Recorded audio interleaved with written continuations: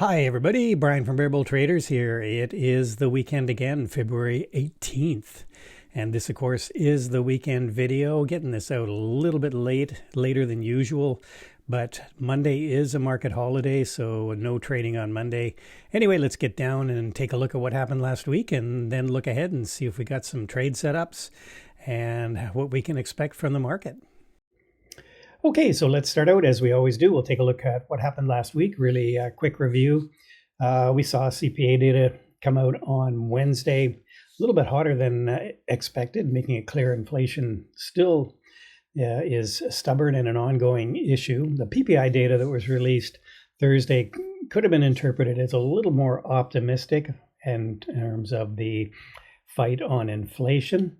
Fed Powell testified in front of Congress, saying there were no hurry to lower rates any further at this time. And then we got the retail sales number that came out Friday, very weak number.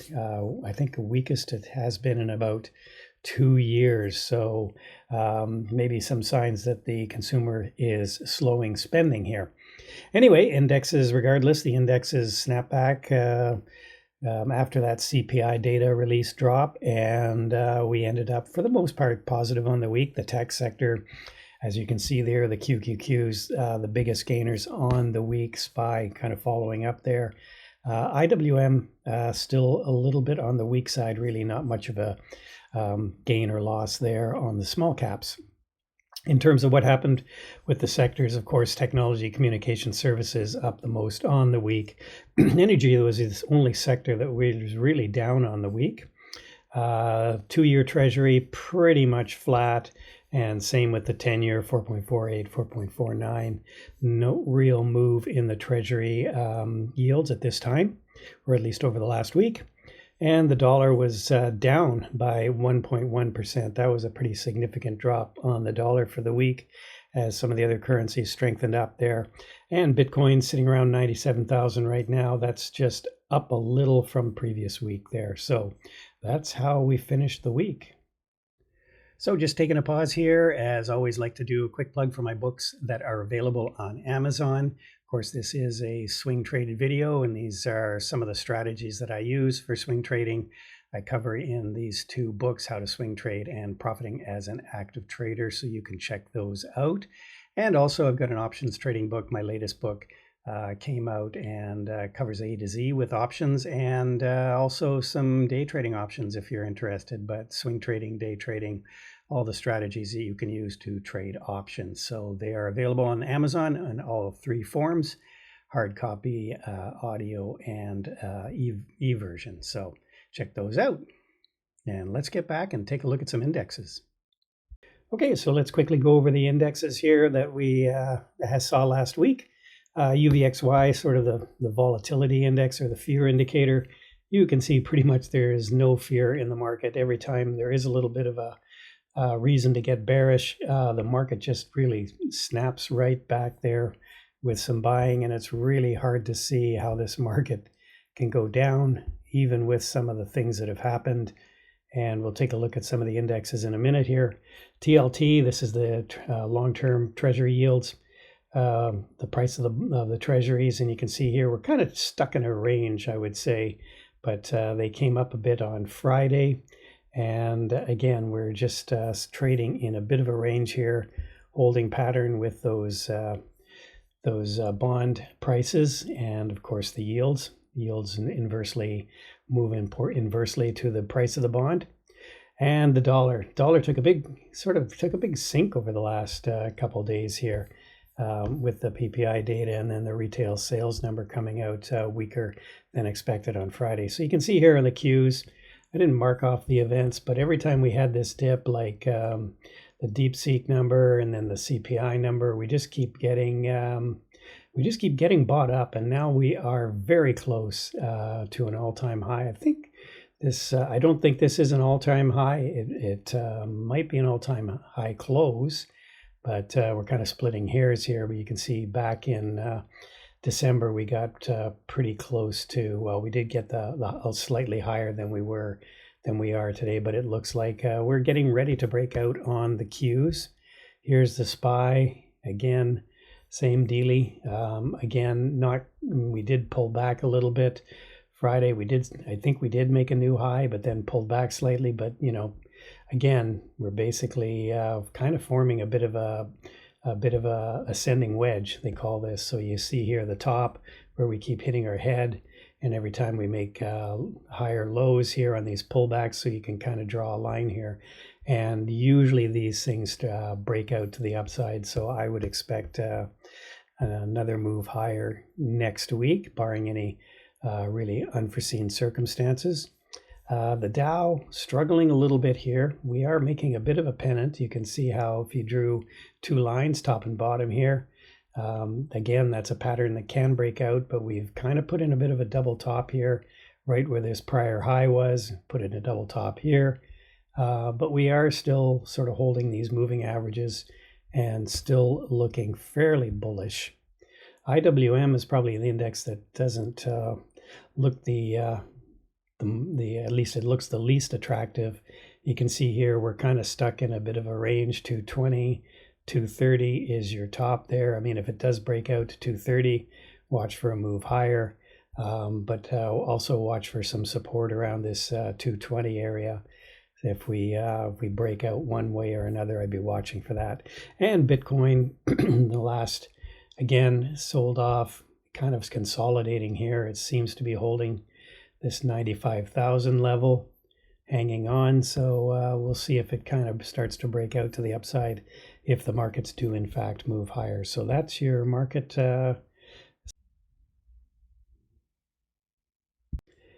So let's go over some trades that I did last week and am still in, some of them here. So UVXY was one I mentioned in last week's video. I was holding it on this pop on Friday, expecting a gap up. We never got it, so I just sold it. Unfortunately, had to take a bit of a loss on it. Not a big loss, but yeah, that was, like I said, I was expecting a pop and it didn't happen. NVIDIA was one I had on my watch list last week.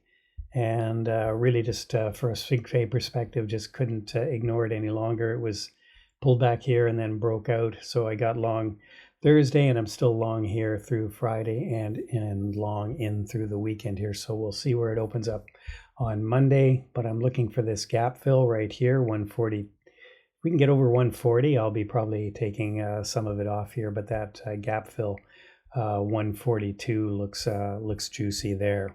GDX, this was a trade I've been in well over a week, and had a nice move up, but really sold off on Friday on those retail sales numbers and some other stuff that was going on in the market. So did take a bit off because I saw this level as being an area where there was going to be some prior resistance was going to be resistance again.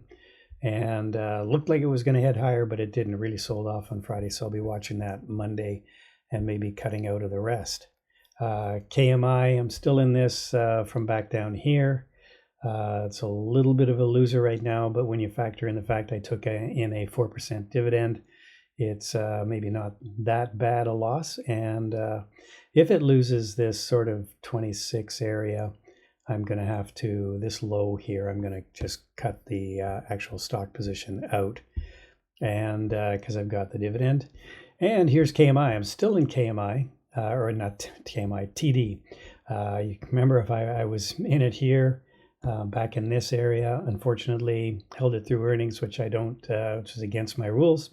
Mentioned this already, but it did finally manage a bit of a comeback here. Sold some of it as it went through there, and still holding some as it continues to go higher here. So TD, nice sell-off bounce trade there. So those are some stocks that I'm in or have been in and gotten out of.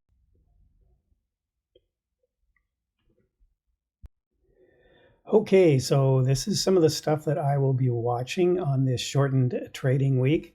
Let's start out with Amazon. Amazon's one that has pulled back after its earnings. You can kind of see it's trying to hold around this 227 level, possibility to go long. But I'll be watching it Monday to see if we can hold this level, because if we can't hold it, we could be coming down to sort of this 220 area. So I don't like the fact that maybe these moving averages are going to cross. but they've tried to cross in the past here, and you can see what's happened. We've just turned back up. So Amazon looking interesting for a long. So any number of ways to play this. You could sell some calls, sell some puts, I should say. And that means you would, wherever you sold the puts, say at 225, you would own the stock at 225 if it dropped below there, unless you got out of the puts by the end of the week. Or you could just go long the stock, or just go long some options. So a lot of options with options, or just buy the stock. And of course, I cover a lot of that in my options trading book. MU is kind of looking interesting here. I was looking at it. It gapped up a lot on Friday. I think it's got this level here up around 110 that it could go to. We've certainly got a gap to fill at 103. So watching that one for the open, there's a gap here at 96 roughly that it may drop back down. If it does pull back a bit, could be a good entry. Reddit really took a bit of a beating here on their earnings, and this 188 sort of 189 level looks like it could be an interesting level for support if we do get down there for a potential long.